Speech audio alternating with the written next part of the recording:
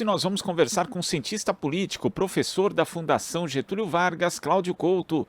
Bom dia, Cláudio. Opa, estamos com um probleminha de áudio aqui, vamos ver Você não agora. me ouve? Opa, agora sim, Cláudio, bom dia. Agora sim. Então vou repetir. Bom dia, Glauco, tudo bem? Opa, tudo certo, dentro daquilo que é possível sempre, né, Cláudio? E agora a gente está na medida entrando do aí. impossível. Agora a gente está entrando nessa reta final, né, na semana pré-eleição, mas antes eu queria que você falasse a respeito de um fato que aconteceu no sábado. Muita gente, inclusive, acabou não sabendo que foi o debate entre candidatos à presidência realizado pelo SBT junto com a CNN, também um pool de veículos de comunicação. O ex-presidente Lula não esteve presente, mas os outros candidatos ali principais foram. E eu queria que você falasse a respeito de como você viu esse encontro realizado no sábado, Cláudio.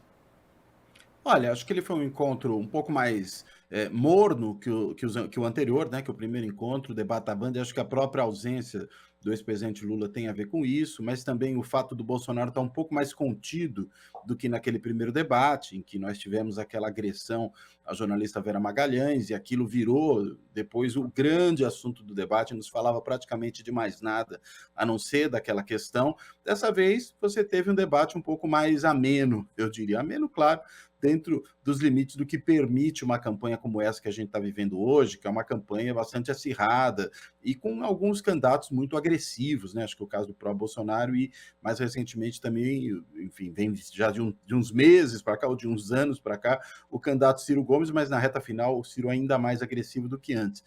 Então, mesmo considerando esses aspectos, acho que o debate foi um pouco mais ameno, teve uma audiência mais baixa, menos da metade do debate anterior. Acho que isso também produziu uma repercussão menor desse debate em relação àquele, não só o fato de não ter episódios tão chamativos, mas também essa audiência menor. E acredito que, na realidade, debate importante mesmo vai ser o último, né? Vai ser o debate da Globo, que sempre é o que tem mais audiência, é o mais próximo da eleição, é aquele debate que pode ter algum efeito mais efetivo naqueles eleitores que fazem a sua decisão eleitoral de última hora, né? Que tomam a sua decisão eleitoral de última hora. Acho que esses eleitores vão acabar, na realidade, olhando com mais atenção para esse debate para poder pensar o que efetivamente farão. E daí eu acredito que ele ganha uma importância muito grande, sobretudo estando ali todos os candidatos presentes e a gente sabendo também que a Globo é a emissora com maior audiência, que tem mais alcance, e isso tudo traz bastante repercussão. Falando inclusive da audiência, né? A audiência média foi de 5 pontos, bem abaixo do esperado, inclusive, tanto pela emissora quanto pela campanha de Jair Bolsonaro. Mas tem um fato que você destaca, Cláudio, que é essa moderação, entre aspas, do Bolsonaro, que mostra muito como a gente tem uma baixa expectativa em relação a como o presidente da República se porta no debate, né? Porque a gente fala assim, poxa, dessa vez ele não agrediu o jornalista. Então, quer dizer, já é uma coisa assim surpreendente. Nossa, então o Bolsonaro foi minimamente civilizado. É terrível quando a gente tem esse tipo de expectativa em relação a um candidato à presidência da República, aliás, um candidato à reeleição, né, Cláudio? Sim, é isso, né? A gente desce o sarrafo, né? O sarrafo fica bem mais baixo, não desce o sarrafo nele, não é isso que eu estou pensando, mas o sarrafo, a gente desce a altura do sarrafo em relação àquilo que a gente espera com respeito a essa conduta que o presidente Bolsonaro costuma ter, né? Ele é sempre tão iracundo e sempre tão deselegante, né? Tão agressivo, tão antidemocrático no trato com todo mundo, que é só ele estar um pouco mais contido que a gente fala, puxa, hoje o Bolsonaro estava mais calmo. Mas você tem razão, né? Mesmo mais calmo, ele ainda foi aquele Bolsonaro que a gente conhece, né? O Bolsonaro com um discurso raivoso, com um discurso de desqualificação de qualquer um que não seja aliado dele. Nada muito estranho quando a gente conhece esse presidente da República, sabe qual é, inclusive, a trajetória política que ele teve ao longo de toda a sua vida. Agora, quem esteve também mais agressivo nesse debate, como você também mencionou, foi Ciro Gomes, né? Ele, inclusive, quando recebeu ali uma pergunta de uma jornalista que ele não gostou da pergunta, ele falou em morte do jornalismo, atribuindo, obviamente, questionando a qualidade da própria jornalista e também atribuiu isso ao lulopetismo, como ele gosta de falar, né? Ele tem falado cada vez mais mal do Lula e do PT e, mais uma vez, nesse debate, fora um momento ali que ele teve que responder Bolsonaro sobre o tema corrupção, ele mais atacou Lula e o PT do que o próprio Bolsonaro. Hoje ele vai fazer um manifesto à nação às 10 horas da manhã, campanha que ele deve reafirmar a candidatura dele, aquele momento, né, de chamar os holofotes na reta final, mas que não deve propriamente ter muita novidade. Como é que você vê essa figura de Ciro Gomes se tornando, né, alguém que na prática às vezes funciona até como linha auxiliar do bolsonarismo? Vide que inclusive vídeos, trechos de declarações dele foram circularam, né, entre grupos bolsonaristas, principalmente no WhatsApp e no Telegram, Cláudio? Olha, eu acredito que a mágoa, que o ressentimento são péssimos guias para a ação política, né. Ô Glauco, só uma coisa, eu estou ouvindo minha voz de volta, está vindo um eco aqui, atrapalha um pouquinho, não sei se tem como ajustar isso. Legal, acho que melhorou agora, né. Então, como eu estava dizendo, a mágoa, o ressentimento são péssimos guias para a ação política e eles acabam fazendo com que candidatos tenham uma conduta como essa do Ciro, que vai, na realidade, lançando por terra tudo que foi a sua trajetória, né, como político desde pelo menos os anos 90, né, depois ali dele ser o responsável final pela área econômica do governo Itamar, pilotou o Plano Real ali no finalzinho, né, ele acaba rompendo com o PSDB, vai para o Cidadania, hoje Cidadania, então ainda PPS, é candidato em 98, mas ali na sequência ele faz toda uma trajetória política vinculada à centro-esquerda, né, e isso até a eleição de 2018, quando ele muda completamente de perspectiva, né? Há aquele segundo turno, já todo mundo sabe disso, vai para Paris, se omite no segundo turno, depois fala que votou, mas de liderança política a gente sempre espera algo mais do que meramente um voto. Um voto é para qualquer cidadão. Uma liderança política você espera posicionamento. Essa é a grande questão e ele tenta minimizar esse fato. Só que de lá para cá, creio eu, alimentado pela mágoa, pelo ressentimento de ter sido preterido como um eventual candidato substituto do Lula em 2018, por ter havido também aquela articulação do PT com o PSB para que o PSB ficasse neutro na disputa presidencial, tudo isso foi alimentando essa mágoa, esse ressentimento do Ciro que viraram os guias, as bússolas da ação política dele. E aí vai fazendo com que ele tenha esse tipo de conduta, esse tipo de atuação que explode todas as pontes que ele, ao longo dessa trajetória aí dos últimos 30 anos, foi construindo com a esquerda, né? Foi construindo com setores mais progressistas. Ele vai, na realidade, se aproximando cada vez mais de setores de direita, até de uma direita nacionalista, né, de uma direita nacionalista, com perspectivas políticas um tanto quanto estranhas. Esses dias a gente viu o Ciro falando em teoria da conspiração do Jorge Soros, né? A gente viu o Ciro, enfim, fazendo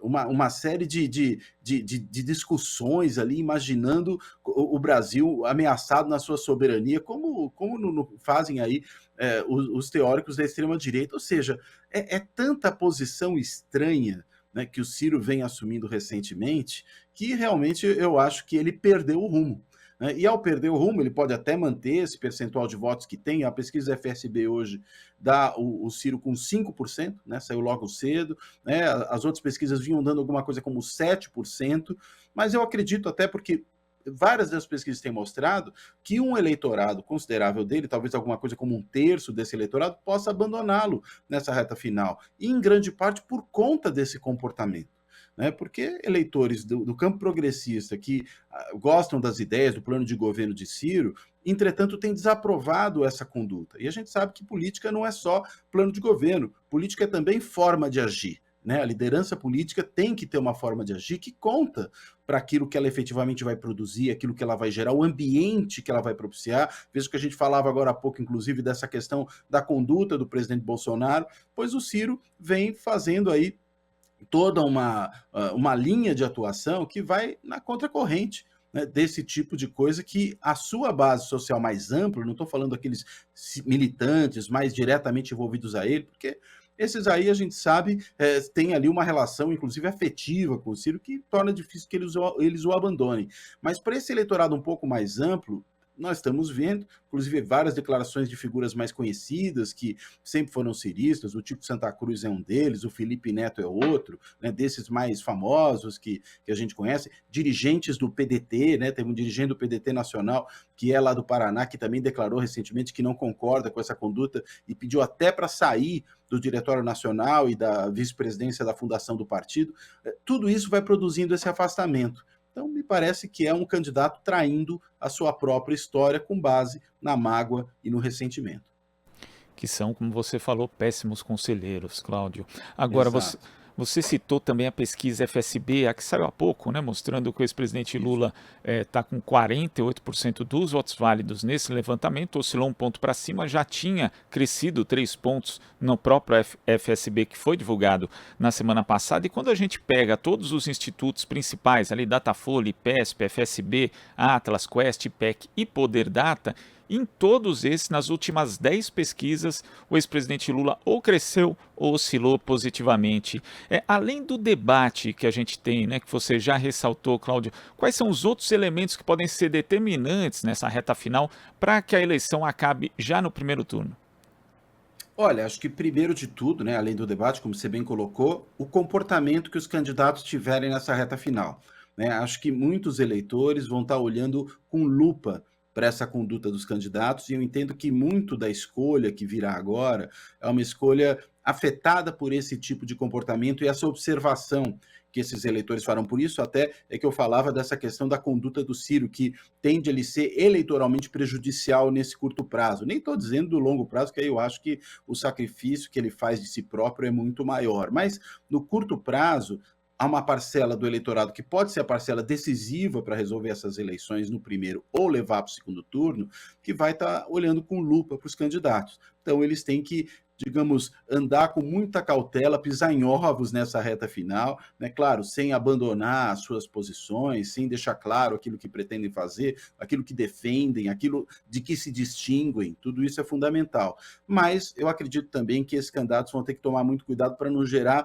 dissabores nos eleitores que eles poderiam ter com eles nessa reta final. Acho que isso é o fator decisivo para muitas escolhas agora. Então, acho que vai ser uma campanha em que, e aí o debate ser importante, porque debate a gente sabe, mais até do que substância, né, do que propostas específicas sobre uma política pública ou outra, sobre uma questão de posicionamento ou outra, o que conta é a performance quase que cênica do candidato, se ele consegue se sair bem ali com desenvoltura na hora de perguntar, de responder, de comentar algum tipo de coisa. Se ele vai mal nisso, ele tende a ter uma avaliação negativa. Então, acho que essa questão do comportamento vai ser o fator fundamental para que os eleitores decidam agora, porque de resto, tudo já foi posto, todo mundo já falou do que pensa em termos de políticas de governo, todo mundo já é sobejamente conhecido pelo eleitorado, ou seja, ninguém vai muito mais se fazer a conhecer agora, mesmo a Tebet, que entrou de última hora, né, não tem muito o que explorar nesse momento, eu diria.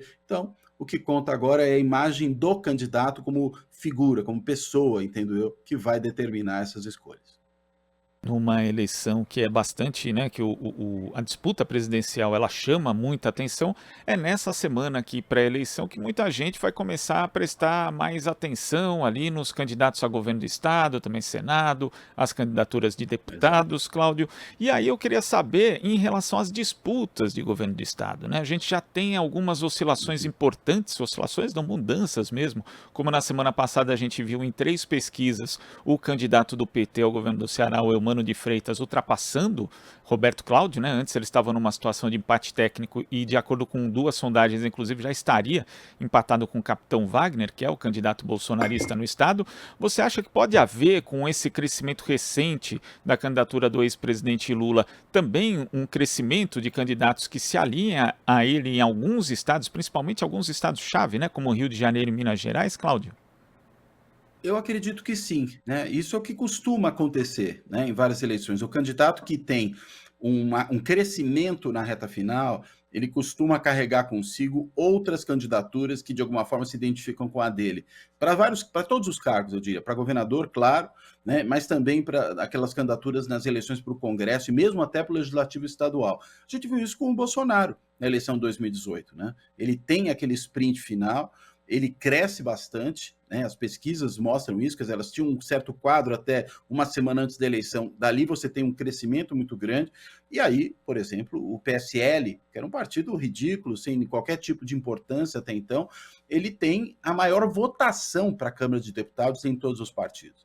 Né? O Bolsonaro consegue eleger o Wilson Witzel, do Rio de Janeiro, consegue eleger o governador de Santa Catarina, o governador do Amazonas, o Zema, em Minas Gerais, que gruda ali no Bolsonaro, Dória em São Paulo vira Bolsodória, né? O Eduardo Bolsonaro tem uma votação muito grande para a Câmara, a Joyce Hasselmann também a Janaína Pascoal é a parlamentar mais votada proporcionalmente, né, dos candidatos a cargos proporcionais. A Janaína Pascoal arrebenta de voto em São Paulo, tem até mais voto que o Eduardo Bolsonaro, né, para a Assembleia Legislativa, ou seja, gera um fenômeno de onda.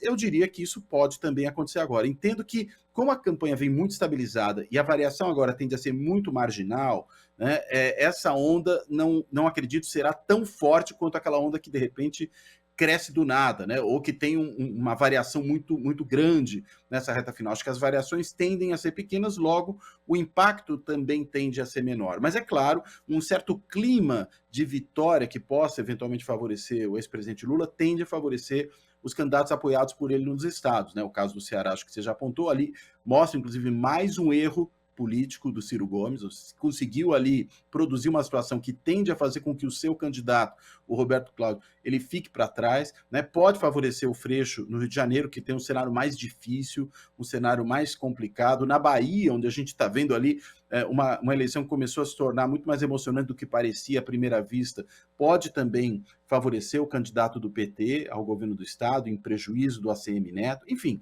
eu acho que tem sim algum efeito, mas acredito que ele não tende a ser tão forte pela onda, ele pode ser talvez forte pelo ambiente, pela percepção de chance de vitória do Lula. Acho que isso é que pode favorecer essas candidaturas. É um fenômeno algo distinto, né, daquele que nós verificamos há 4 anos atrás, nesse caso, em favor do Bolsonaro.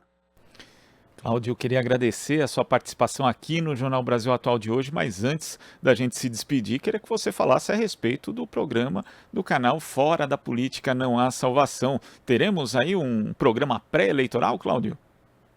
Teremos, a gente teve essa semana, né, o que foi ao ar no sábado de manhã, mas está lá ainda até sexta-feira, como o programa da semana, né, já uma discussão da reta final da eleição, né, foram 2 cientistas políticos, né, foram os cientistas políticos Lara Mesquita, né, que é pesquisadora do CEPESP da FGV, do SEBRAP, Centro Brasileiro de Análise e Planejamento, e também o Rafael Cortez, né, que é um cientista político, trabalha na consultoria Tendências, né, que é uma das principais consultorias do país, os dois analisando o cenário.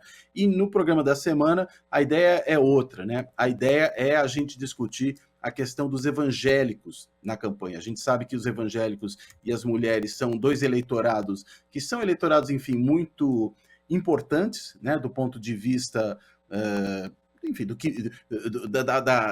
não só do peso do seu voto, evidentemente, as mulheres têm muito mais que os evangélicos, até porque são mais da metade da população, mas por conta de serem eleitorados com preferências muito marcadas. Então, a discussão essa semana será sobre esse tema.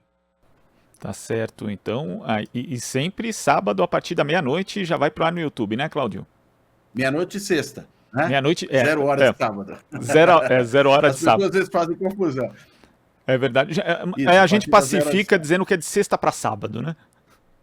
Perfeito, aí não dá erro, né? A essa hora sobe, fica lá disponível, tanto nas várias plataformas de podcast aí, a pessoa pode escolher a que ela prefere, como, claro, também no canal do YouTube.